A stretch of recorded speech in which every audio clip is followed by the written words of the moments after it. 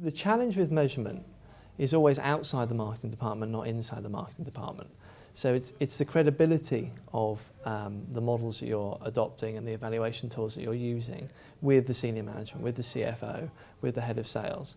It's particularly in a B2B environment where marketing can only go so far in terms of, a product might have a 6-month sales lead time. And identifying what the role of marketing truly is very valuable, and agreeing the kind of criteria for that. And too often B2B companies and marketers forget that. In terms of the way we evaluate, we do everything against a control cell. And the biggest challenge for that is that and the way that we go to market really only copes with direct communication. So we only measure people and the effect of our marketing on people that we have spoken to directly. So there's no indirect benefit, so there's no indirect attribution. So what you tend to have in the evaluation when it comes out is, here is a short-term upside that we've created from this communication. But what that neglects is the long-term impact. You can look at that through lifetime value models and all the rest of it, but and that'll vary from company to company. But our immediate challenge at Royal Mail is really kind of discerning what the immediate impact is, but then also credibly what the long-term impact is. We might contact somebody about a product who hasn't been contacted for 6 months, but actually they bought a different product, and that's worth an awful lot of money. But how do we attribute that to the leads that we created? And that's, it's a pretty fundamental challenge. It's not a difficult one to overcome, but really understanding the nature of the customer dynamics and how they behave is kind of key to evaluating properly. And that's kind of the biggest challenge, in kind of disseminating that through the organisation, so that senior stakeholders understand that we might be selling one thing, but actually we create a different sale in something else, which is equally valuable. And when you have a business like Royal Mail that's delivering 70-odd million packets a day to 28 million households, so you have a huge volume of activity that's happening. You have a very slow lead time in terms of how we can sell products into companies. So, and there's all kinds of variables which an econometric model has to cope with, which are massive. It could snow, for example, or there could be an ash cloud. I mean, it's very difficult for econometric models to kind of deal with that kind of impact. But you need to focus on getting it as robust as possible. I think the second point about strategy is absolutely right. Is, are we measuring the right things? I often have a view that unless the business has agreed to 2 or 3 core objectives that everybody is working to, it's very, very difficult to achieve that. Because actually you might be measuring the impact of a DM pack to people, but what you should really be measuring is, have we increased the cross-holdings of that customer? So the number of leads is less relevant. What's really relevant is, have we increased more transactions per account or increased the product holdings? But unless the business is completely aligned on really what the KPIs should be, it's very difficult to kind of credibly have a measurement system in place.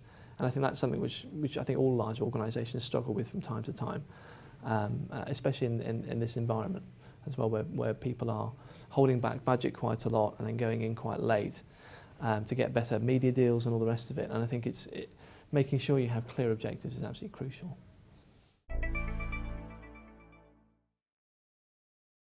I think at Royal Mail, and equally when I was at MasterCard, brand was much more than just a logo. Brand is your identity.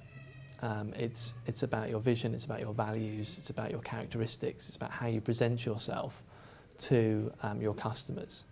And ironically, in a service brand situation, it's not about communication either, particularly. 80% of people's perceptions of Royal Mail is from postmen walking down the street. It's not about our branded communications. It's about the vans that we have going down every house, down every street in the UK. So the role of brand is hugely important, and it's a hugely important risk as well. Brand damage, it takes a long time to repair, whether that's through industrial action, whether that's through security concerns. Certainly in our industry, those are kind of real drivers of brand damage. So making sure that everyone understands the role of brand is crucial. And what we've done at Royal Mail is we actually have a customer team which brand works into, because ultimately what brand is there for is to leverage the corporate strategy with your customers. That's what you use brands for, to increase more value. So understanding how your customers think about you and value your brand is kind of crucial. So that's where brand sits in this organisation. It's not in a little room on the side. It's absolutely tied to the customer view, which obviously drives MPD, business development, all the core commercial elements of strategy. And what brand can do once you've got a strong identity is it can show you where you can grow, where you have credibility. Because I think increasingly in today's world, corporates are looking to expand, and the way that they are expanding is they are buying capabilities rather than creating them in-house, and then they're moving into markets where they have credibility. Well, credibility is your brand space.